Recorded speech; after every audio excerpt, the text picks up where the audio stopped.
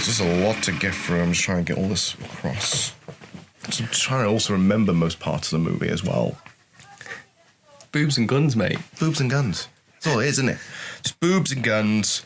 Boobs, guns, explosives. Boobs, guns, nudity, more boobs, guns, explosion.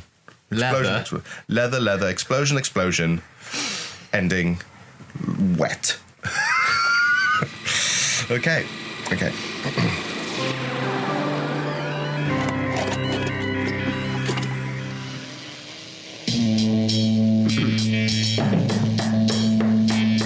Boys?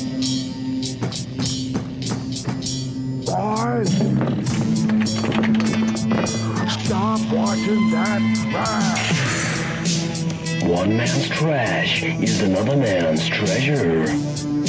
Starring Johann Chipol as the inflictor of pain and Edward Harvey as the victim.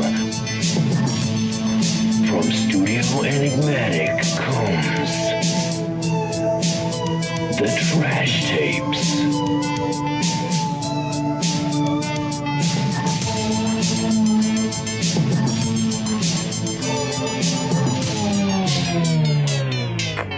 Greetings, everyone, and welcome to another episode of The Trash Tapes, where one man's trash is another man's treasure. I am Johann Chipol, and the inflictor of pain, and I'm here with my victim, as per usual, Edward Harvey. How are you doing? I'm very well, thank you. Excellent. So, we've got a little bit of a special one this week. This time round, I've gone through the depths of the 90s again, and I really, really want to do this movie for quite some time, and it is a classic to me. Because it stars the Pamela Anderson. Awesome. Yeah. And that is, we're going to delve into her acting career to a point, although it's not much, and look at her first major leading role in a movie, Barb Wire. Music!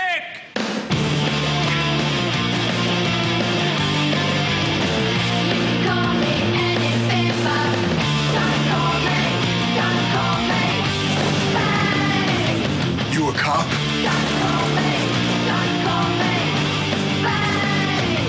See a badge?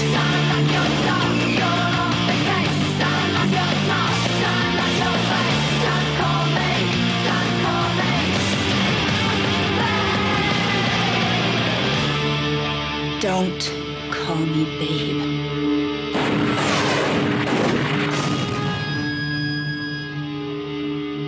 It all went downhill from there, didn't it, really? It pretty much did from Barb Wire. So, Mind you, she's still a star now, but she's not a star for acting. She's just a star because she's Pamela Anderson. she's Pamela Anderson now. Yeah. It's weird how Pam has now become just sort of this icon, but it's just because she's just her. Yeah. No longer, she did Baywatch and she also did Barb Wire, but Yeah. that's about it. Because all the other stuff we don't remember her for. No. Although VIP was a show she was on. Remember VIP? Vaguely. I don't think I watched much of it. Yeah, she was basically it's just her who's a bit of a valley girl who starts up at a detective agency. Which I just remember her from Baywatch. Everyone does. everyone does. No. It's all just slow motion and just bouncing boobs. Okay. It's true. That's literally what this movie feels like, and that's what this movie is about to a point. It's Pamela Anderson trying to break out to being a lead star. Yeah. Because she has been in movies before, but they're always bit parts or whatever, and she's basically known for TV. So it's her trying to leap forward and say, I can do Hollywood too. I'm more than just a pair of boobs. Yeah, she's trying this whole, strong, tough female protagonist, isn't she? Yeah. Yeah, but she's also so full of boobs, though. I know. It's so hard to get beyond the idea that this movie is more than just tits and butt. It literally is. It's all of it is just about Pamela Anderson being naked half the time. I think I mentioned it in the commentary, but it's like in the 90s, it was okay to have a strong female character as long as they're sexualized. Very sexualized. This whole movie is sexualized to the point that it's not that it's uncomfortable, because, you know, some people say, oh, it's uncomfortable. This is almost to the point of laughable, right? Because nothing feels uncomfortable about this world they've created, this world in air quotes, like at all. It's perfectly fine to walk around topless in this movie, or to be wearing leather and just having and showing tits and arse all the time. There's no problem with it. But because it's all over the place, it just makes me laugh. I mean, if it wasn't quite that much, it'd be offensive. Yes. But let's actually talk about Barb Wire. Let's go right into it. So, Barb Wire is a 1996 American sci-fi action film based on Dark Horse Comics, right? Of the same name. So there is a comic series called Barb Wire that came out just before. The movie stars Pamela Anderson as a titular role, along with quite a few other people, including people like Udo Kier, who plays Curly in this movie. His name is Curly. He's like a sidekick character, isn't he? He is. He's basically the one who co-runs the bar, right? And also a few other people as well, like John Noseworthy, who is Jack Noseworthy, who plays Charlie, so he's blind Charlie. And Jack Noseworthy is someone who I've recognised before, and he's in a lot of 90s stuff, but we don't remember where. Yeah, so have you researched the stuff he's been in? Yes. Yeah, okay, so I'm having a look at him at the minute. He's been in quite a bit of stuff. Like, primarily he's primarily famous for being in that Bon Jovi music video. Yeah. Always. Yeah. Always. He is that guy. He's the long-haired guy and everything else. But then he's been in other things, but they're all sort of like B-movie stuff. So he was in a movie called Dead at 21. He also was in the Brady Bunch movie. Oh, yeah. He was, yeah. He was in Event Horizon. He's been in the Outer Limits TV series. He was in a scene of Terminator 3 Rise of the Machines, but that didn't really happen much. All right. He's also been in things like Pretty Ugly Things, Surrogates. He's been in these kind of movies. So he's been in films. Yeah. But he's always like bit part in B movies. So one of those guys that you recognise and it's familiar, you can't quite pinpoint what he's been in. So yeah, there's quite a few people in this movie, right? And you see recognisable faces. You see throughout the movie, like the police guy. The police is he the chief or is he the chief? I recognise him, but I can't quite figure out what he's been in. Yeah, he's been in. Yeah, I know he's been in a few other things. You know, also Clint Howard's in it as well. So you know he's playing Schmidt. You know, so he's in quite a few stuff as well, and it's loads of characters you recognise from 90s stuff. Right. So the movie itself was critically panned from the get-go, to the point it was nominated for several Golden Raspberry Awards. Awesome. Several, all in one shot. Do you think it gets to the point where you're kind of proud in a way for getting those awards? But here's the thing, it was nominated. It didn't win. Oh. Which, firstly, for me, I think is even more offensive. Yeah. Because if you don't win a Golden Raspberry Award, do you know what it lost? It lost to a similar movie around this time. It lost to Striptease. Oh, yeah, okay. So, two busty female lead roles kind of thing, and Pamela Anderson doesn't win. No. That's quite bad, really, isn't it? It did terribly in the box office. At the point, the budget was $9 million. It only recovered about $3.5 million. And that's just people going for Pamela Anderson, kind of like, yes. Yeah, just check out Pamela Anderson. But that will only last so long. You need to have a good movie as well, like. Yeah, it also clashed with quite a few big movies around the time. So I think it just kind of fell under the ether. Like, it was launched at a bad time. Everything was a bad time, and yeah, although it did surprisingly well in Japan. Right. Okay. So it actually got quite a few millions in just Japan alone. I don't know why. What is that, box office or like video? Box office. Yeah. So a lot more people went to see Pamela Anderson in Japan than they did in the United States. The writer of the comic had a sort of a role in the. Had a role in it. But then obviously this is another example of the studio just butting heads a little bit and saying, we know what's best, which is what we're going to do with her. Yeah. Right?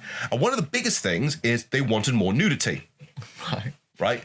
So it explains quite a few sequences in the movie, right? Like this sort of how things are just overly sexualized just for the sake of it, right? Pamela Anderson actually blames the studios for its failure because it's tried to push this R rating with the nudity. Yeah.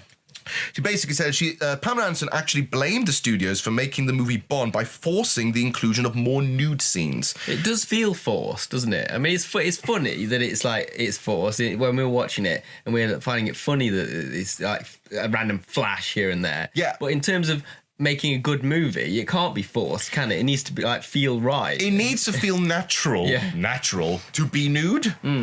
But it doesn't here. She claims that because of the R rating, it means a lot of her teenage fans can go to see the movie.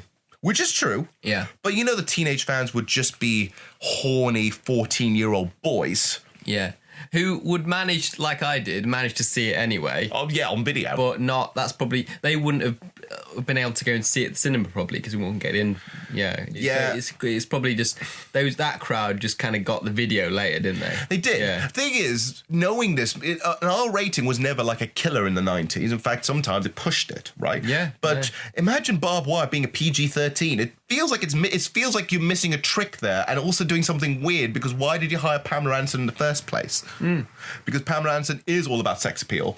And if you can't have sex appeals, I get why the studio did it, but it did feel very forced. Yeah. Right? Which also includes the reason for the opening sequence. Steel Harbour, 2017! The Second American The old Civil War. democracy is overthrown by a tyrannical new group called the Congressional Directorate. Every city in the nation is under martial law, except one, Steel Harbour, the last free city. Last free city. A secluded island of shrinking independence, it is a place marked by chaos and crime, providing a home for a new kind of mercenary.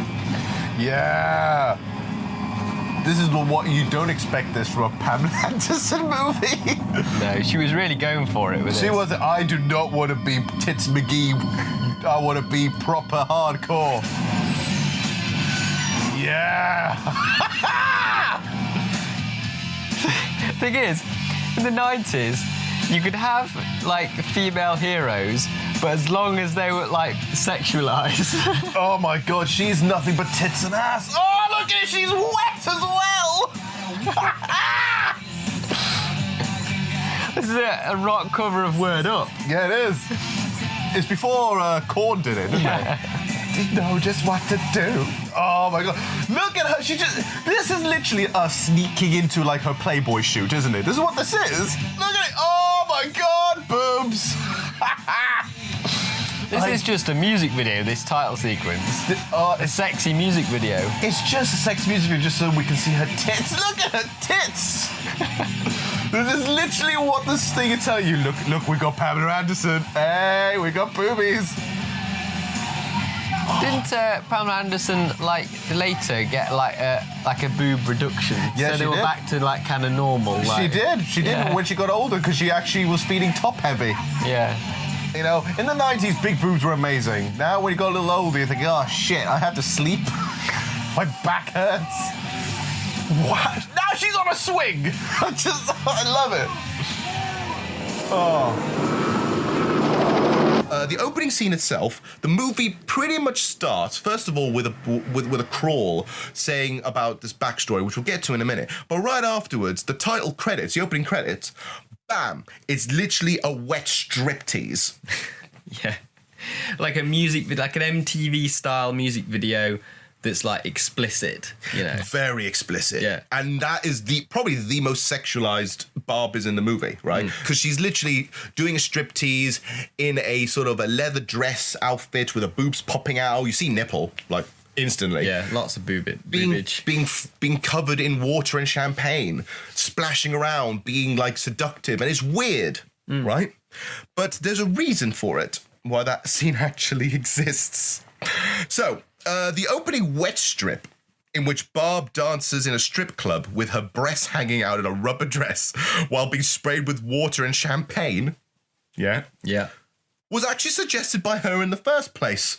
Okay. All right, I'm not joking. After she was inspired by a nightmare she had. in which she was sprayed with champagne while performing a nasty dance. Right? David Hogan, who was the director of this movie, who was under pressure to include more nudity, liked the idea, and then threw out the movie's original they had, which was actually far more plot driven than it was this bit. Right. So, but that is both amazing because it was Pamela Anderson's idea for it, but also very exploitative because this is a girl's nightmare we're having here.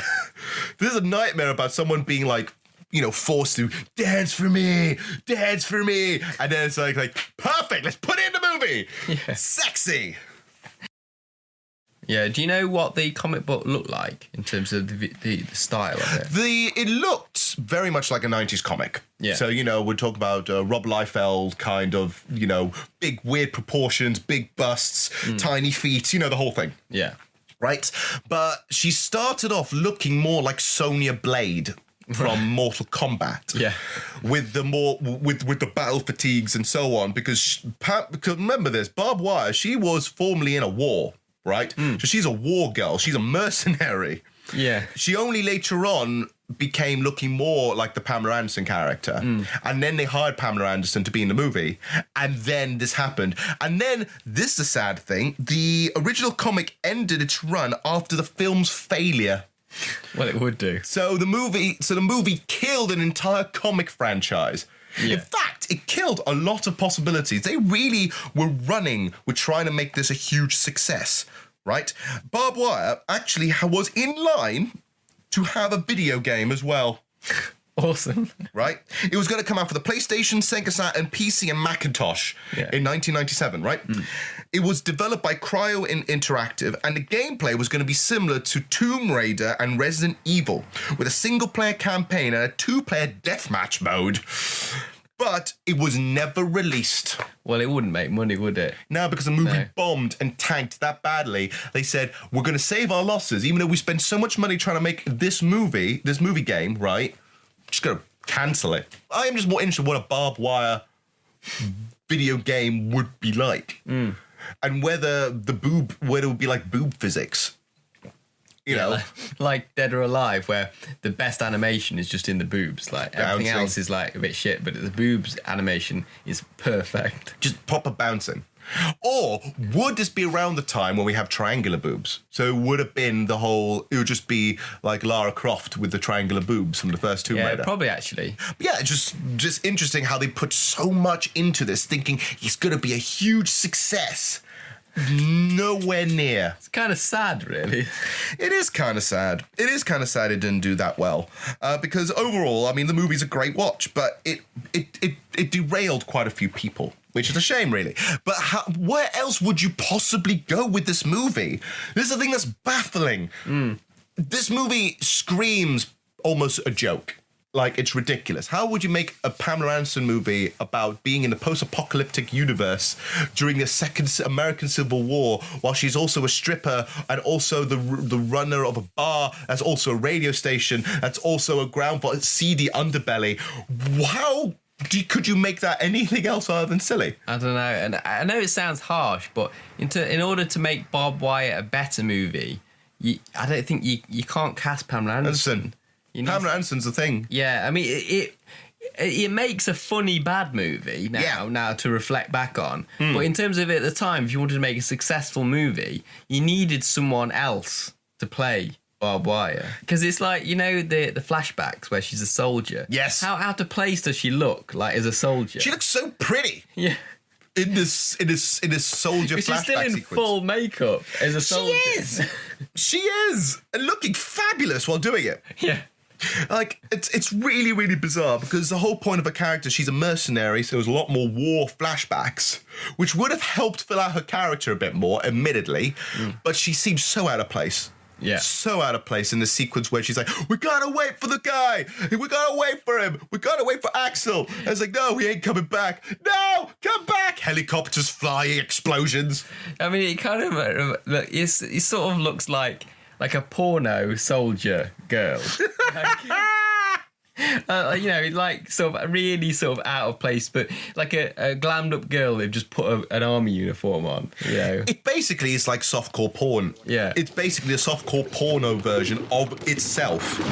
And that is so weird to say that. I'll be there. I promise.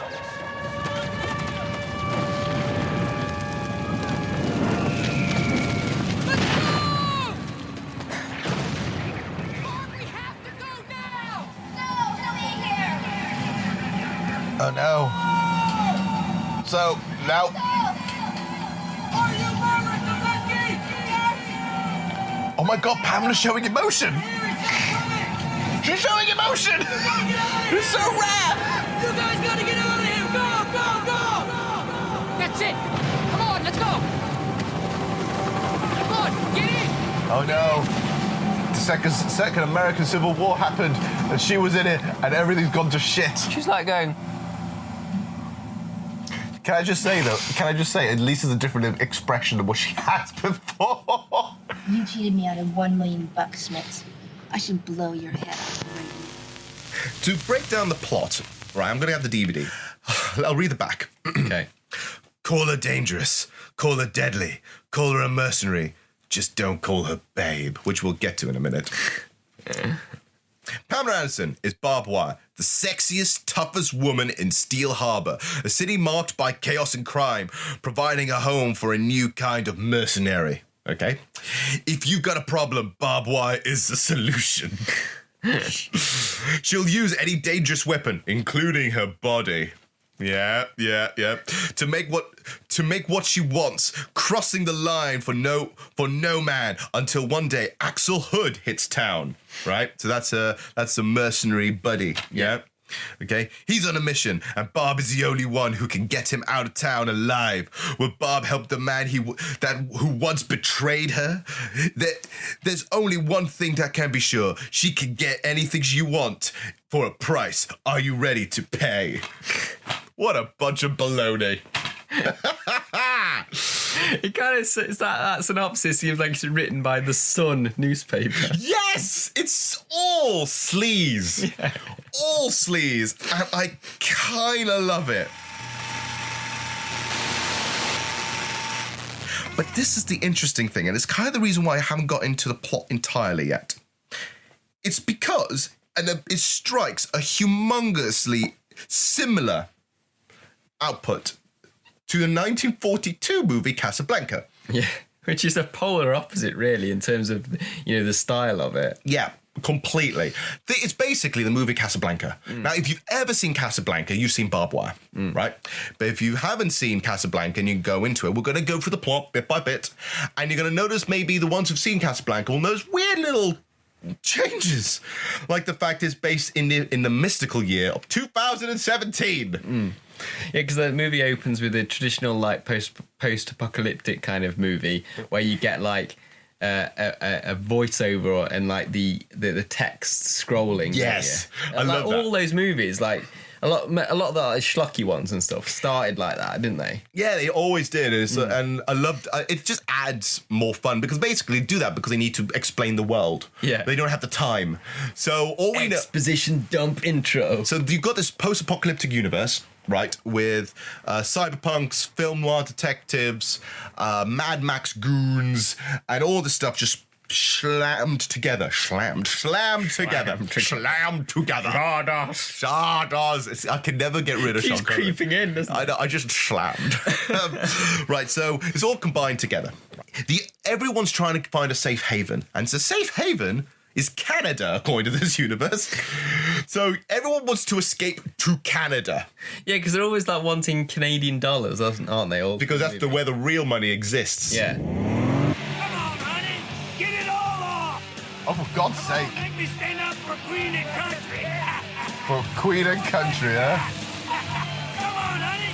Come on, all of it! Yeah, there you go! All of it! Come on! And the rest! Nice. I think when this. Come on, babe! Oh!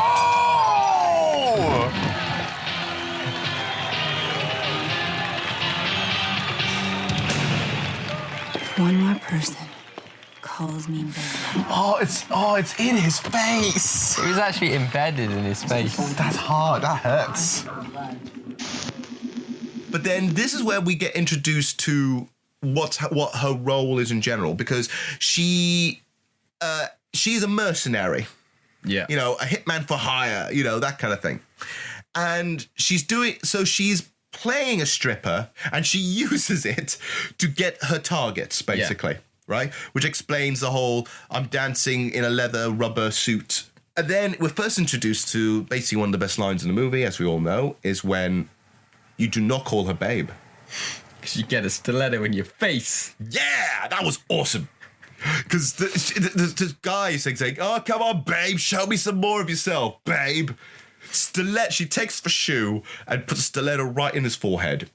And that is awesome. And what's funny is the crowd kind of go, yeah! Yeah! Like, they love her. Like, they're bloodthirsty as well as being horny bastards. Yeah.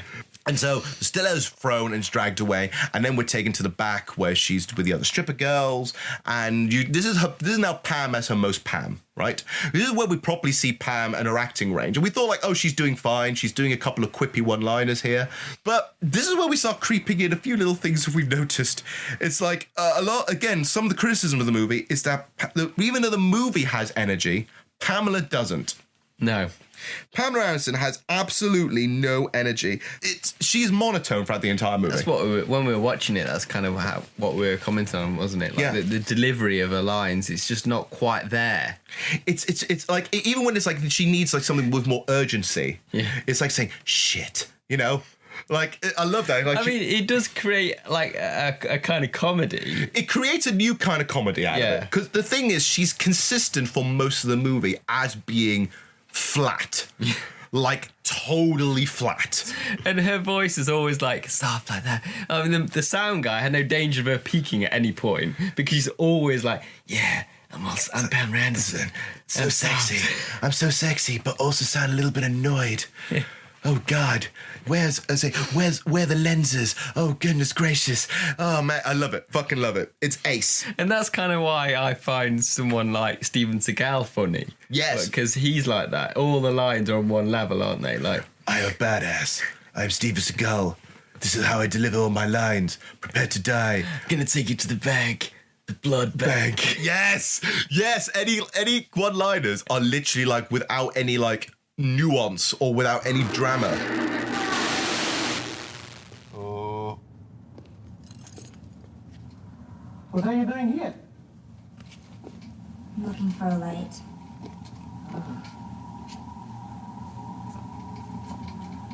Got one. I love it. Yeah! Neither do I. She loves like impaling stuff in foreheads. Yeah, it's kind of a thing. You know what? Good on her. I'm the one's getting you out here. Trust me. Right this way. Shit. Come on. A bit more enthusiasm, love. Oh, shit. Go. What is the problem with Pamela Anderson? Like, she's just on one note, isn't she, all the time? She sounds like she sounds just like a little bit fed up. But she's supposed to be like, this is... I know what she's trying to do. She's supposed to be like cool and hot and stuff like that, but, you know. Yeah, but that's all right for like some of the time. But not all the time. You've got to like show emotion. I know, like, right? to a degree. Like, at least if you're gonna... What are you doing? Ever see Batman?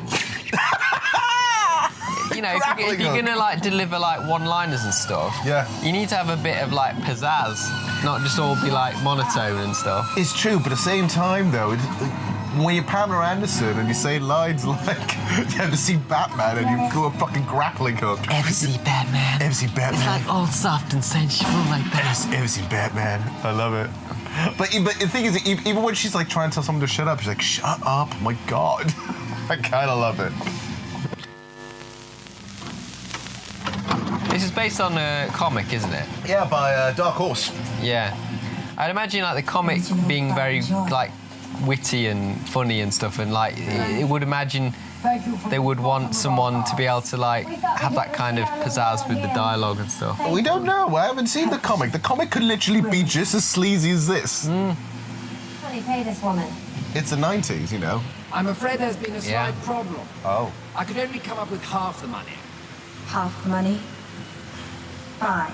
Half the money? Wasn't her trying to be snarky with a British accent? That's what I mean. She's never like goes fully into it. She only did a slight impression. But to be honest, that made me laugh. I'm kind of loving that she's all one note. Mr. Cash, not a bad night's work. Yeah. It was the middle of the Second American Civil War. Oh. The world had gone to hell. The year was 2017, the worst year of my life. Oh, really? Well, in 2017, honey, Donald Trump's president, so this might be the reason why the apocalypse happened. Definitely. So Pam, now Pam's found her target, right? She's trying to find this woman, who's in a schoolgirl outfit. So clearly she's supposed to be like this teenage girl, right? Who's been kidnapped by this sleazy club owner. Literally, this is where the action sequence kicks in, because she's in the kitchen somewhere, and the sleazy guy goes and says like, "Where are you? I thought you were supposed to meet in my boudoir."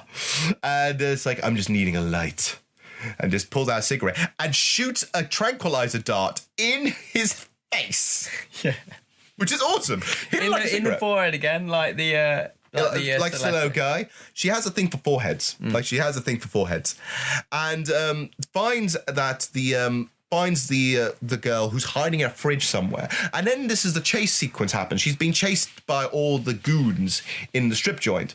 And she does a couple of kicks here, and she does a couple of hidey-hoos and stuff like that. Oh, then leads to one of my favourite bits, with the grappling hook. Because she gets a grappling hook, doesn't she? And it's like, where do you get that from? And then she goes and says, like, ever seen Batman? No, it's like, some of the times you're thinking that line could be hilarious, but it's just not. It's not the way she said it, but in fact, for me, the way she said it like that made me laugh. Yeah. So she gets a grappling hook out of fucking nowhere, because a big grappling hook, and she launches it, slides down, and she gets chased around, that kind of thing. Puts him in the back of a car, motorcycle, drives off, drops off to the parents, right? And then. But again, they're doing this exchange in the rain. She's soaking wet in the rain in this leather rubber dress. She always seems like she's been rained on at any point, because her hair is like that. She's got that like sort of beach kind of greasy, kind of dirty hair look all the way through the movie, hasn't she? Yeah, she does. Yeah. And the hair is actually inconsistent. There's a horrible inconsistency where her hair is constantly like big, small, wet, all over the shot.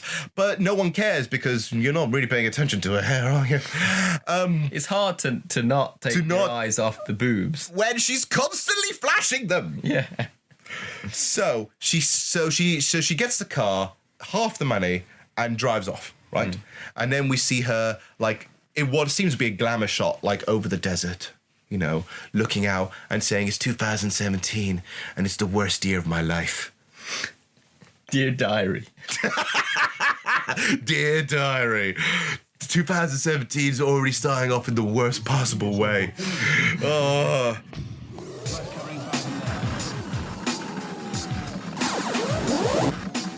So she runs something called the Hammerhead, which is a nightclub at Steel Harbour, which is also multiple things. It's also a radio studio, which I'm not sure if it's the DJ, but it's not the DJ. I think it's just like, I don't know whether he's doing a radio show. I think he's just kind of, he's like a radio DJ, but he's just the club DJ, I think. But that's so weird. Why would you have a radio station in your club to be the DJ in your club? Because he'll be saying like loads of like, the power of the resistance is here, man.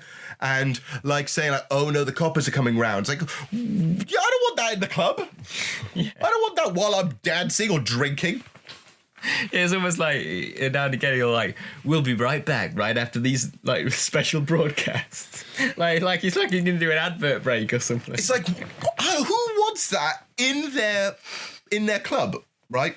This club also seems to be where the seedy underbelly of Steel Harbour stay around because there's loads of just randomly bizarre, quirky underground dealings and characters, people doing cocaine, people buying shit, like loads of shit like that, yeah? But they're not allowed to take their guns in. They're not allowed to take the guns in. There's a cloakroom for guns, which I find quite funny. Yeah. I mean, just imagine if you lost your ticket, right? Imagine you lost your ticket and it's like, I'm here to pick up my shotgun. Which one? It's like, what's your number, mate? Oh, I don't have that. Unfortunately, I can't give you back your shotgun unless you got a ticket number. It's like 39, 39. Dry martinis and a Cuban cigar. Got it. God damn. So many boobs. So many boobs. Oh my god. Thing is, when I saw this, I must have been only like 12 or something stupid, so quite young. To be honest, if you saw this at 12, this is ideal at the birth of puberty. Because all you see is boobs constantly, and I kind of love it. I did want to watch it just because of Pamela Anderson. Of course you did. Yeah. Of course you did. Udo Kier, hello! The legs of your ex-partner? You must be joking. He is such Miss Wire doesn't accept this kind of job. The best. Please. What? My money is not good enough for her? I will make my offer in person. If I were you, I wouldn't do that. Why? Miss Wire's private secretary, Camille here, doesn't have you in her apartment book. And she can be very mean. Yes. You see? Time for a couple of dedications. To Bobby from Colleen, the test came back and everything is cool. $30 for the cognac. Add it to my tab, Miss Kopetsky. Boom, boom, boom. Miss Kopetsky died in the war. I'm Barb. The thing is, I know like some people like sort of fake tits, but I think they just look too circular. They do look like you just got two pair of like gigantic like got baseballs just attached to your breasts. Yeah, they're just like very, very like perfectly circular and massive. It just doesn't look natural. It's like Just give me my drink. Sir, we're not open yet. Oh dear. I think you've had enough already. Ah, blow me. Oh. Camille, package check. Camille! Oh no. Oh no, not in the gonads! That's Camille. She works here. oh. Sit. Oh, you can see. Now you don't want to see her roll over, do you? No. Good. Camille, outside. See, that is kind of awesome. Come on, like that's actually kind of good. Camille, just dragging someone by the bollocks. That was making me wince, though. That did. Did you see how the dog's tongue was just there, just licking? That was off, so off. But then this is where we get introduced to other characters. We're introduced to Udo Kier, who's Curly, who is, I think, personally, like, subtly my favourite actor in the movie. Because he is actually full hog playing it fun, like serious fun. Like he's enjoying himself. At one point, he's wearing a wig, really having a good time. Like enjoying himself, almost being like almost uncomfortably close to Pamela Anderson at one point. It's like, I need you in the kitchen. And Pamela Anderson's just like, it's so almost like they're about to kiss. It's that close. There's weird sexual undercurrent tension between these two, which I fucking love, right? We also got the other patrons of the bar. We've got Charlie, who, looking back at it, is actually Pamela Anderson's brother in this. So it's Pamela Anderson's character's brother in the movie, who's blind, right? So he's blind, but he's also a mechanic and a whiz kid. Right, he's also a member of the Resistance and and everything else. And all he does is just wants to drink. He just wants to drink whiskey. Yeah, just wants to drink whiskey. It's to the point where even when they're having the raid of the club, he's still just hiding under the bar having a drink. It's actually a really quirky little thing. Like he's a constant alcoholic and he knows it. Like he's not going to stop. And we also have the dog. What's the name of the dog again? Something like Cecile or Cecilia or something. It begins with C, I'm sure it does. I can't remember. Can't remember for the life of me. But there is but she has a dog, right? Rottweiler. Yeah, a Rottweiler dog who is basically the bodyguard of the place. Yeah. Which is fucking awesome. Like, there's human bodyguards, but she's the main bodyguard. Like, she will come, right, and bite you in the balls and drag you out of the club. So great. It's a great sequence where the guy comes in once the bar is closed and say, we're not open yet. So give me my goddamn drink. And then just the Rottweiler just grabs him by the nuts and slowly just drags him out of the way, saying, like, she will bite. And you can hear the crunches, like, oh, and the licking crunches, like, oh no, this is going to go bad, isn't it? But in the meantime, she decides to go for one more raid. She goes for one more little job to do in order to help pay the bills. Yeah. Right? And this one's a bit more interesting because she is now playing a prostitute. I think she's playing a prostitute on the street. And in the future, I love this, in the future, prostitutes have union cards. Got a full medical. I love it. In 2017, in this universe, prostitutes have a union. Mm. And you know what? Well done, progressive, I guess. You know, and so she's flashing around, she's waiting for this guy who's this absolute sleazeball, right? I had to do a little moonlighting to keep my bar running. Not an easy life. A girl's gotta do what a girl's gotta do. And in this world, you gotta use everything you got. Hey, handsome. Want some company? You a cop? See a badge? Oh my God. No woman ever would approach anyone like this properly. Oh, medical. Checked yesterday. Oh.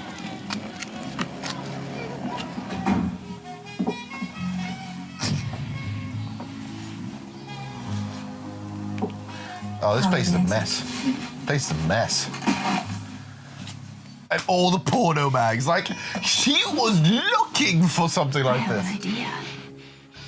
Why don't you go change into something a little more comfortable? How about something a little less comfortable? Oh, wow. I can hardly wait.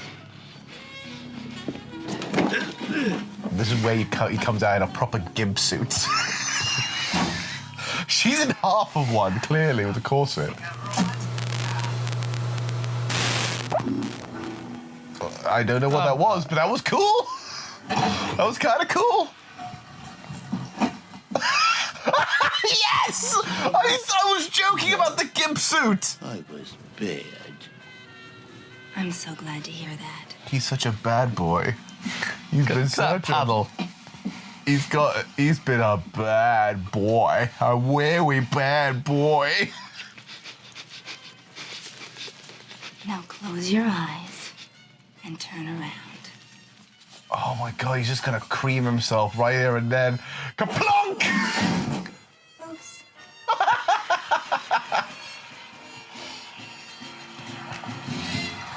Pam must be playing with this somewhat. Yeah, like she must know that that this is not a serious movie. Like, I hope so. No, I don't think she did. But the thing is, she did. I don't think she has the range. She should have, knowing that, should have pushed it even further. Like, I don't think it's. I think it. But I don't know whether she's got the ability. She's not a great actress. Are we saying she's just not that self-aware, maybe? Yeah. Oh, because if she was that self-aware, then she could have totally played on the sex appeal more, or would have played more on whatever this is, or the hammy humour. But I think, I don't know. What? Oh, nice. Oh, oh, the flashes. It's so weird seeing, like, future tech, but with 1940s gangsters in a post-apocalypse. I guess that's what the comic's like. I guess that's the kind of style they go for. Isn't it? What? Oh, right in the fridge! Because that is quite a common thing, like, you know, the whole future noir thing. Yeah, like Dark City, basically, isn't it? Blade Runner's a bit like that as well. Yeah. Whoa. Oh, yes. Pam, that table is made of wood. How have you not been shot yet? That's just movie logic. That is such a badass pose, even though it's so inappropriate to shoot anything in it. Oh, Oh! I love it.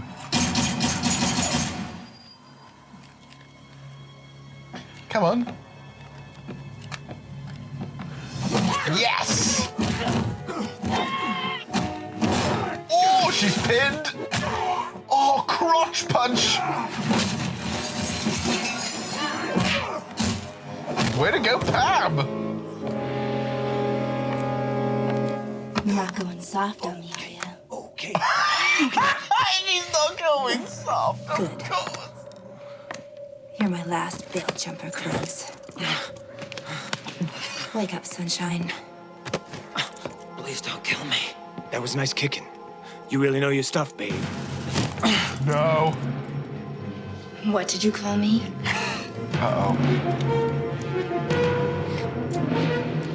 Don't call me babe. Yeah. Whoa! Bloody hell, that's a lot of bullets. Oh. Don't call her babe. Fuck It reminds hell. me of like the whole in Back to the Future, what did you call me, chicken? Yeah. It's like that, isn't it? It's exactly like that. Because she gets, they could say anything else to it, anything else, any words. I mean, look, Mel Gibson could walk into this movie and call her sugar tits and wouldn't be offended, right? But call her babe? Fuck you. Finds him, and then, she goes through a really kind of decent gunfight, but it looks really awkward because you can see that Pamela Anderson feels awkward in the poses that she's in trying to shoot. In there a bit where she's literally leg out, lead down, bent over slightly, and with arms like this, crossed like that, trying to shoot through a wall. Yeah, there's one bit where it looks amazing though, the pose where she's behind a table, isn't she? Yes. And she kind of pops out with both guns. That looks awesome. And that looked like a proper, a publicity kind of shot, didn't it? Yeah. Yeah, it's badass. I mean, she's really, she was all in on it.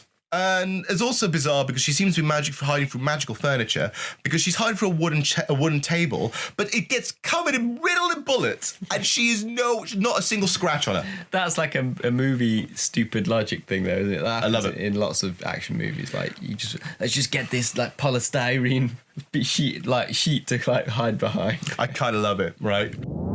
Meanwhile, we're in Washington DC. And you can tell it's Washington, D.C. because I believe it is the Abraham Lincoln Memorial. Yeah. Is completely destroyed. Well, the main sort of tower is kind of broken, isn't it? Completely and utterly destroyed, right? Amazingly destroyed, right? And in here, we're now put into this random-ass laboratory with Nazis, basically. And, with a woman who is in a bikini, but looks like a bikini out of Tetsuo the Iron Man. Oh, that is a weird, uncomfortable scene. It's kind of it almost looks like it's a torture porn device. It's because it's on, the metal plate thing is on her, groin. Yes. And on her boobs. Yes. And she's got something on her face as well, like that. And, and she's weird. Making sex noises, so it's almost like it's pleasure, but it might kill her at the same time. Yeah, and apparently, this is supposed to be a mind reader. Why is it so sexualized? I know. Why is it a bikini for one? And there's a reason for this, I believe. An original draft of the script revealed the woman in torture room had the last name Hannigan, and she was actually suspended by restraints in midair with electrodes all over her body, including her forehead, arms, shoulders, abdomen, and legs. The sequence was changed to have electrodes inside a bikini device that a woman wears through the mind reading device used to show memories of the woman's mind from the original drafts remaining in the film, basically to add more sex appeal. It's so weird. Why would we want a torture sequence to be sexy is beyond me. No, that's why it seems like a sex torture device. It does, because she's being electrocuted going, ugh. I don't know what that was, I'm sorry. But it was awful. But then it leads on to now we're finally getting the main plot of the movie, which is now very much Casablanca. Because then we've got Axel Hood, right, who is the resistance fighter, who is bringing a woman in who is supposed to be this doctor who also seems to have this technology that can help the resistance fight back, right? She's got like this way, just evidence and this all this stuff to actually help them fight back, and when if she escapes to Canada to the free land, can go and can actually stop fully the American Civil War, right? Which is very much like the role in Casablanca, very much. But, here's a guy who can help the resistance, blah, blah, blah, and everything else. Humphrey Bogart needs to save him, blah, blah, blah. You're starting to see a pattern here. It's a bit weird. It's a gender swap Casablanca with leather. Fuck. They now inform that, Axel Hood and the female doctor is now making their way to Steel Harbour to find refuge until they can get to Canada. So this is now, the Nazis now are aware of it and says, right, let's go, right? So the evil American Nazis, bit on the nose, isn't it? Are now heading over to Steel Harbour to try and stop things, okay? And then the movie pretty much semi-plays from this point onwards like Casablanca, almost to its detriment. Listen carefully. If Cordy escapes, I will personally rip your heart out of your ass and stuff it back down your throat. That's an image. How does that work? You've got to go really up there in order to pull someone's heart out of someone's ass. Baby, you tell me it's late, but I'm here to tell you it only feels that way. So sit back and enjoy someone. I love it. In 2017, people are still using CDs according to this place. We moved on, we've gone back to vinyl, and we're on MP3s now. Well, most stuff's streamed now, isn't it? Spotify. So in this, I love how movies like this they always do like a very near future, and it's so wrong, so wrong. I love it. It looks that way. Well, there's a lot of like current tech in future stuff, isn't there? Like, because like CDs would have been quite sort of like in then. CDs were the thing, so you think like, oh, this is the future. Because it's like in like Alien. Like they're all still like listen to music on cassette and stuff. Yeah. It's still for a future. It's gone analog still, isn't it? And all the computers are like black screen with green text and stuff. Exactly. I thought you were getting to the point.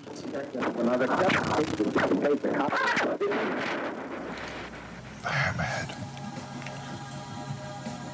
Oh, hello! Like, we don't need to see underneath the bubble bath, but we just had to tease it so we know that we saw some booty. I kind of want this bubble bath right now. Look at it, look at the amount of bubbles she's having. You know, like in movies, they always have so much bubbles. I could never get that amount of bubbles. I could never get that amount of bubbles in my bathtub. Ever. I mean, what bubbles do they use? I'm unarmed. How'd you get in here? Where's my dog? Hey, I'm irresistible to females. Thanks, Camille. Wow, Camille is... Way! Towel. Oh my God, she's just wearing nothing but bubbles. What, are you gonna shoot me? She had like a bubble bra. She had a total bubble bra. I told you never to come back. I came here to do a job. The biggest operation I ever signed up for. And I came ready for anything the Congressionals could lob at me. The only thing I wasn't prepared for was running into you. You'll get over it. I did. Oh, that's spiteful.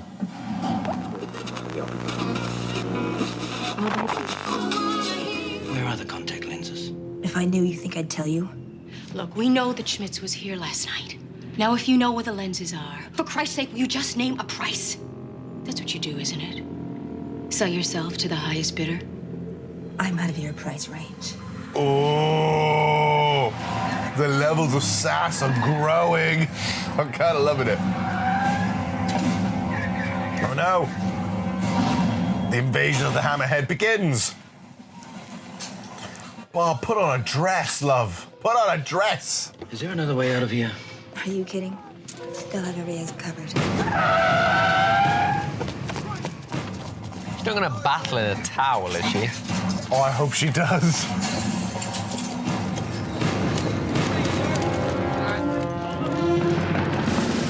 Give me 3 minutes and meet me downstairs. Why should we trust you? Maybe you shouldn't. Boom! I'm so sorry. Oh, that was literally just came out of nowhere. She just showed up. That was just a flash, just for the sake of it. Here's a boob. Here's a boob and a butt. I love it. You morons. Now, the Doctor is got all this information. It's got all this sort of info about how it would save the Resistance. But the only thing they need is to have these particular set of lenses. Yeah. There's a particular set of lenses that allows you to hide your identity. Because in this future, you are scanned retinally, right? They've got this massive, clunky device, haven't they? They put on people's faces. They're hilarious. They're like full masks. Yeah. And just to scan your eyes, right? And by using the retina scan means can go through security because she says, and I quote, "I've had plastic surgery already. So the only thing missing are these lenses, right? Yeah. Who is apparently, it's based in Steel Harbour somewhere. So they're asking for Pam to get her onto a plane with the lenses to take them over to Canada to safe refuge and then exploit and give out all the information about this bioweapon and everything else, which is, just no one cares. No. Like, no one cares. And that's the thing, like, the rest of the plot is very nonchalant by this point. Everything else is just sort of them trying to find the Resistance and everything else. We just remember key scenes. Yeah. I mean, the thing is, this movie, you're often distracted by the sexual stuff and the action and things like that, and you're not really concentrating on what's going on. Yeah, a lot of the time. Very true. Yeah. Like, you don't know what's going on half the time for the movie, but you don't care because you can kind of suss it out. Yeah. Like, there's a scene afterwards I kind of liked where we get the Vietnam flashback. I love it because she's passed out on the sofa drunk. It's like, It's like you're drinking your sorrows away. But I love how when she's drinking. This is really cool shot actually, where the glass is full of ice and she pours in a wild turkey, and as the ice crackles, it turns into the sounds of explosions, and then cuts to a war sequence with her in fatigues. It's good. It's a good transition. Yeah, it's good. I think the movie has a lot of cool transitions because you have this director who happens to be a former, music video director. Yeah. Want to lose weight and keep it? So this is when we get introduced to Germans. Well, I say the Germans, they're not really the Germans. They are the American Nazis who come in and start scanning everybody and everything else and start putting their position in check. And they actually reenact, to a point, the very famous scene from Casablanca. We have the police chief, the general of the Nazis, and Humphrey Bogart. But with Pamela Anderson, an American neo-Nazi, and an American copper who's literally a sleazebag. He seems like he's a sleazy guy, but then he helps them, and he's the kind of one of the good guys, and it's a bit of a mixed character. You can't tell what's going to happen. But there's the thing; it's exactly the same kind of character as in the one in Casablanca. Yeah. Who is basically he has to do his job, but he really likes Humphrey Bogart, so he's just sometimes he'll flip flop, knowing his own moral compass. Yeah. Right. Same with this, but it's weird that it's in a post-apocalyptic universe with Pamela Anderson in a leather outfit. He's expecting me. Let her through. Whoa, now the apocalypse has really kicked in. It's like good old Mad Max out here. That's the thing, we're surrounded by Nazis and 1940s gangsters, and now it's Mad Max. A lot going on. There's a lot to absorb here.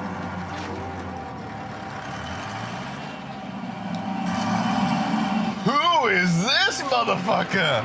Big Fatso. Big Fatso! Well.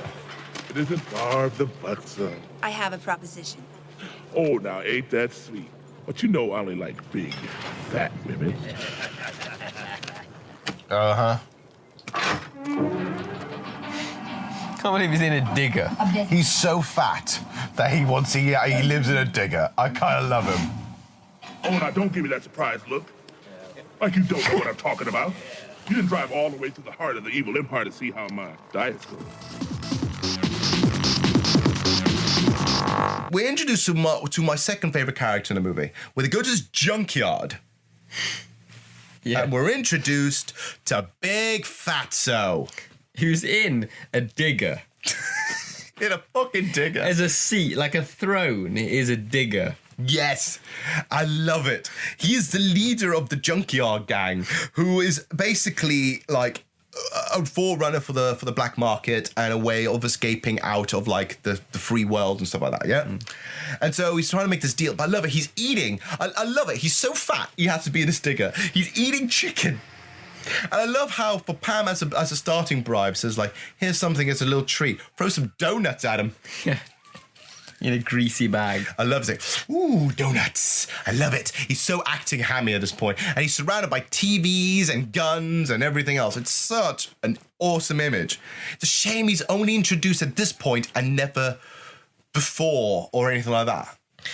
And he says like, oh fine, but and he's eating like, I need some more compensation, it's dangerous out there and stuff like that. It's so dangerous out there. Nom, nom, nom. While eating a chicken wing. It's hard to explain. You went into Sean Connery again. Oh, I've gone to Shawnee again, haven't I? So he goes back, so we've got everything arranged. And so like we've got everything arranged. So it gives Curly, Udo Kier, you now own the bar now. You own it. Because where I'm going, I won't need us anymore, right? So Udo Kier is accepting as, oh no, keep an eye on the dog, blah, blah. And says, where's Charlie? And says, oh, Charlie has gone to see Spike, who is one of the leaders of the resistance. Yeah. Right? Who is this punk girl with like a choker, but the choker has a microphone in it that distorts her voice. Mm.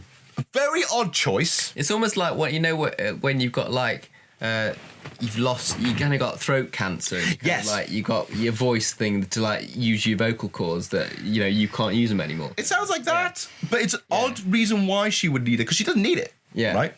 So he, the blind guy, decides to walk or go to the mechanical place where the resistance is, only to slowly figure out that it's been a plan, it's a jib, it's a job all along. Mm. Right? Because the American Nazis have taken over the place and kills her in like this really nasty sort of choking like element, right? Like she's just dangling from like a hook and like choked to death. Yeah. With her own choker, which I find again really gruesome sequence, kind of cool, bit limp but kind of cool, right? Yeah.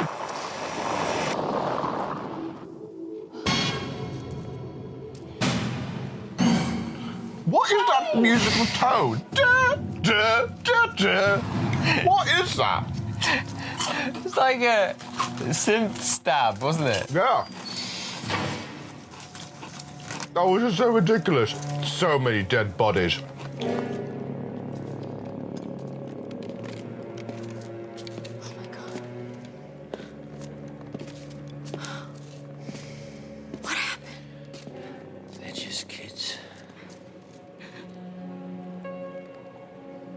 No. Is Pam showing another emotion? Mm. Is she? We heard the congressionals discovered. Is she fucking crying? Is that it? Wow. No, you were too late. Listen to me, Barb. We need your help. There's no more time. That plane leaves in 90 minutes. You're the only one who could help us now. Please.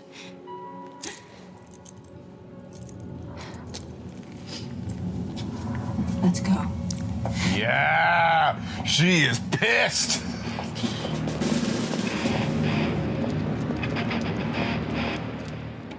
Thing is, when she was upset, she was kind of like this a lot of the time. She just kind of go like that. Yeah. And then her hair was covering her face most of the time. Her hair, but even for all that though, her hair is immaculate. She is. The lenses. They're safe. She got like that beach look hair. Always. They'll be able to get on that plane without the contact lenses. Let's have them. I said they were safe. Are you coming or not? Yeah. Flamethrower! I just saw flamethrower on the screen. I'm like, oh god, that's gonna be awesome. Have you ever tried to drive out of Steel Harbour? No. Then shut up.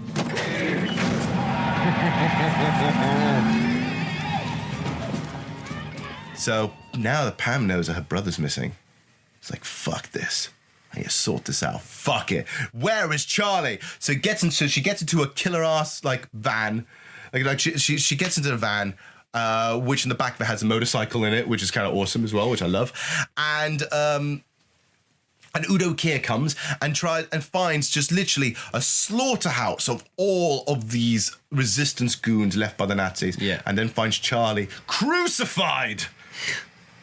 And then this is the first time, actually, we discover that Pamela Anderson has an emotion other than just a flat tone. Do you want to explain this part?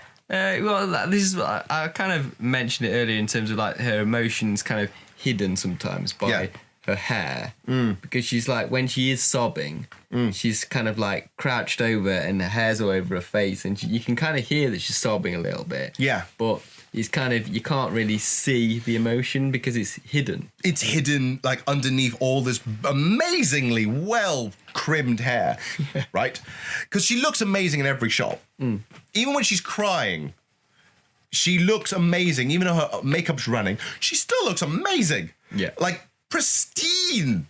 And so she shyly cries for her brother. And so Axel and the doctor, see this and say like, right. And so you have to get us to the airport. You have to get us to the airport. And Bob's like, I can't. And it's like, if not for me, do it for your brother.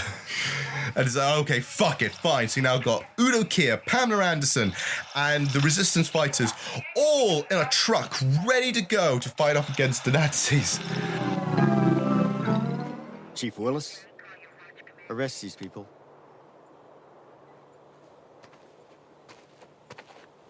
I want you to know I had nothing to do with what happened to Charlie. I'm sorry.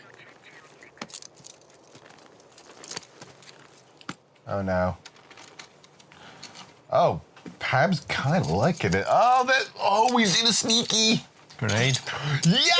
Don't move! Look out, she's got a grenade! Oh, no, she's got a grenade!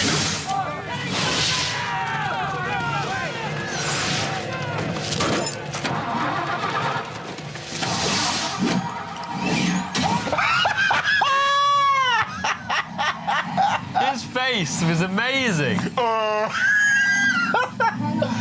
Gobsmacked is not the word.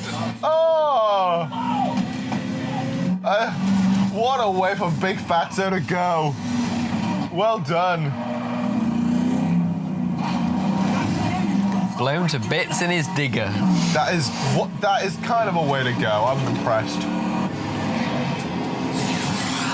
Yes! Rocket launchers!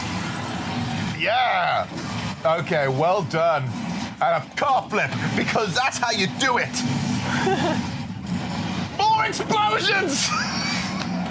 They're just putting all the explosions in at this moment in time. I'm impressed. And drops off to Big Fatso. And it looks like Pam has double-crossed him. Yeah. So she can get the money and escape anyway. But no. It's a double cross. The double cross suddenly became another double cross where Big Fatso goes, oh wait, I brought my friends, and all the American neo-Nazis arrive. Yeah, because you can't trust Fatso, can you? You can't trust the Big Fatso. Wow, I'm sorry, that's a bit sizist. It's like, oh no, he's a bit fat. I don't mean any Fatso, I just mean this Fatso. This Fatso. Go trust this Fatso, right?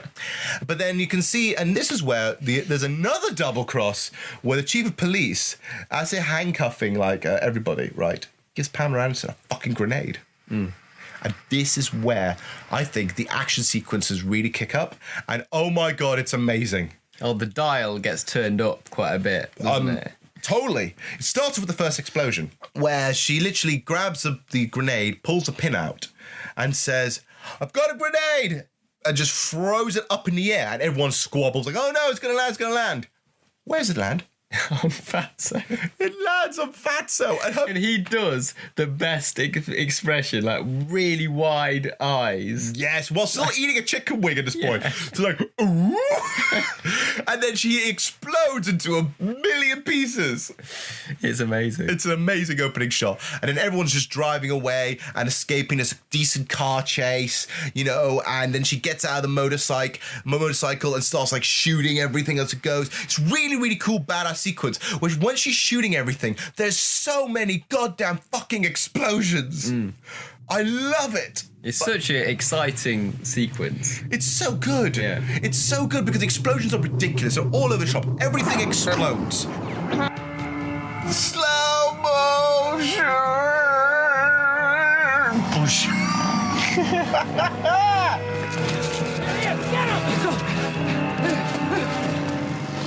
Every shot is like a Dutch tilt angle. It's all like skew-whiff, isn't it? Apart from that one. Apart from that one. I love that. That's the only one that wasn't it. Everything else is slightly at an angle. Oh my god. Come on! I'm kind of now invested. I want to see what happens. Yes! So many That was explosions. like computer game, like you shoot the barrels to get an explosion. I'm so happy. Yes. Like, you know what? Good on you for putting all the explosion at the end of the movie. I want a climax like that. Oh, wait a minute. Phrasing. Where are you, bastard?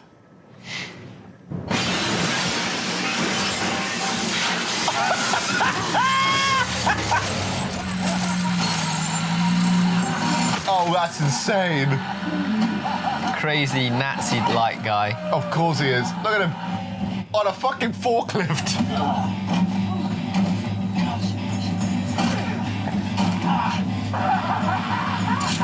He's like a maniac.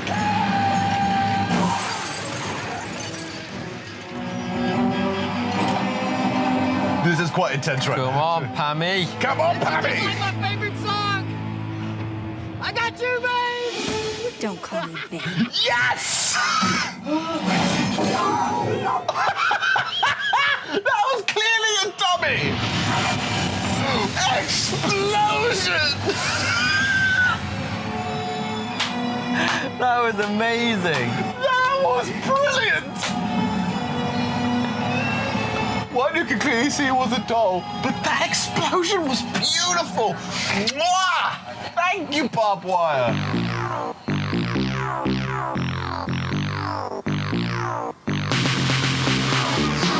And then the leader of the American Nazis coming in a fucking forklift. Yeah. And, explain this, because this is amazing, right? So you got the forklift. What's the expression on his face is priceless. Because he's laughing like a maniac. Yeah, he goes into, because up to this point, he's kind of been playing a bit sort of serious, hasn't he? Reserved. Yeah, and like this point, he just goes like into a maniac and he's just laughing constantly. Like, And literally all he does is laugh for like 5 minutes of the sequence. It's almost like he's sort of like unleashed his natural kind of animal at that point. I'm finally unleashed. Yeah. I'm evil now. He's playing full evil now. He's gone full ham, right? And so he gets the forklift, pins the forklift to Pamela Anderson's motorcycle. So her big, sexy stiletto boots get stuck. Yeah. Right? In the thing. Right? And then gets crashed into a car, and then he's like, "Oh, I'm going to crush you," basically. So his idea is, "I'm just going to crush you," but he's not really doing a good job because he's basically just spinning around in a circle. Yeah.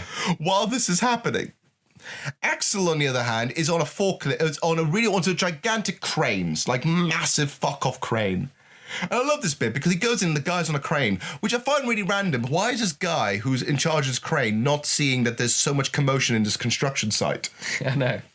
And he just quickly has a little tutorial of how to use the crane. Yes! And then when he knows how, he knocks out the guy. Yeah, it's like saying, what's this one? What's this one? Bam! Elbow.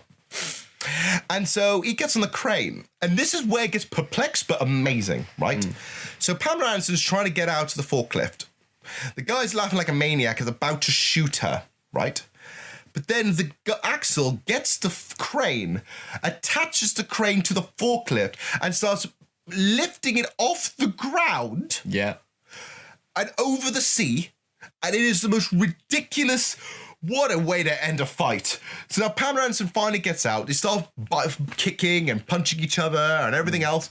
Fucking amazing. This is the kind of last fight you want in an action movie, isn't it? Like on a bloody forklift and car that's raised. And on a crane. Yeah. It is so over the top. I fucking love it. Right? Yeah. It is the fucking best. And then the guy says the weirdest line.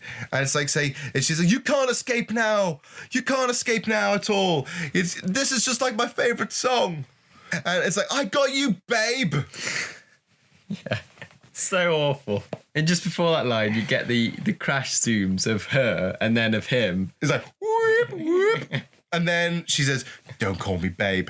Drops the forklift from the crane. And there's a shot where you see the Nazi guys hanging on the roof of the car. But it looks really fake. And then it cuts to a shot where it's clearly a dummy. And it cuts back to it and then lands. And then everything explodes on impact. It's so great. I fucking love it. It was, what a way to end it, right? And then the movie then continues on with the ending where, they finally escape, they exchange. She was wearing the contact lenses all along. She was never going to give it to Big Fatso. Yeah. She just wanted to get extra cash because she has this credit card now from Big Fatso, which is 750,000 Canadian dollars. So she can now relax for a while, right? And so she finally does the escape. The Doctor goes on the plane with Axel. It does the same ending, just like in Casablanca, where it says, like, we'll always have Paris. We always have the exchange. Like, we had what we had, but now we can't have it anymore. You go off to your life, I have mine. It's funny, though, when she's got the contact lenses on, sticks out like a sore thumb, because, like, in terms of how she looked before, bright blue, piercing eyes. It's just like artificially blue. And you'd think, like, wait a minute, that's a bit unrealistic. When she gets her eyes scanned and everything else. But no, fine. She goes and she escapes. What's left? You got her and the copper about to walk off into the sunset, but not really the sunset. It's pouring down with rain, because of course it is. Ends with a shot of Pamela Anderson turning around and saying, I've got all the time in the world. And she's holding a massive fuck-off gun in a leather outfit, big boots, in the rain, boobs out, well done, cuts to credits. And it's like sort of hard rock, like kicks in on the credit sequence, and it jumps with all these weird jump cuts, doesn't it? At the end, it's like but all the bullet holes and everything else, and it just ends on this highly campy, cheesy spot. Fucking perfect. Yeah, absolutely brilliant. Where will you go? Well, I hear Paris is nice this time of year.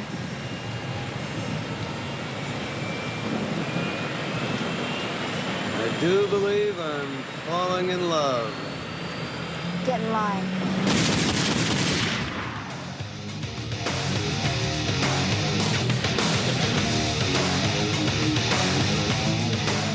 So that was Barb Wire. I've been wanting to watch this movie again for a long time. I saw it 10 years ago. I thought it was just immense, right? It is still held up because I have this memory of Pamela Anderson and just the schlock of it. And it's so 90s. It's so awesome. That I had a whale of a time. Yeah. Especially great with a couple of ciders. With a couple of ciders, even more so. Yeah. Well, the thing is, I thought I was gonna dislike it. Like, I thought, like, well, I liked it as a kid just because Pamela Anderson and it was like sexy and stuff like that. Yeah. And I was thinking, as an adult, I'm probably gonna think, oh, this is dreadful. But I still just find it really enjoyable. And it's enjoyable now in a more tongue-in-cheek way than it ever was before. Yeah. And I think this movie is something that you could look back again and enjoy it. Yeah, because I don't think the accidental comedy and everything like that would have gone over my head as a kid. Yeah. But now I find that it's added an extra element of fun to it. Definitely. I think it's one that's aged better than when it came out at the time. Yeah. I think when it came out at the time, it wasn't good because, this is what the thing like with most bad movies. Good bad movies take time to fester. Yeah. It's a horrible word to say, but it's true. It needs time to mold and fester to become this new thing. And I think Barb Wire totally fits the bill. Pamela Anderson looked amazing. She acted like shit, but who cares? Everything was so 90s and amped up and ridiculous, and it was just on the nose. Mwah, a perfect trashy movie night. Definitely. Right? So, next time round, we're going to have a little bit of a different change this time round. I'm going to tease it, okay? Because we're going to do a superhero movie, and we're also going to bring a guest. Okay. This is going to be our very first time we're going to have a guest on the podcast. So I can't flip and wait. We're going to see how this turns out. It could be a dumpster fire, but who knows? Right? On that high note, keep an eye on your trash. There might be some treasure in there. See you later, guys.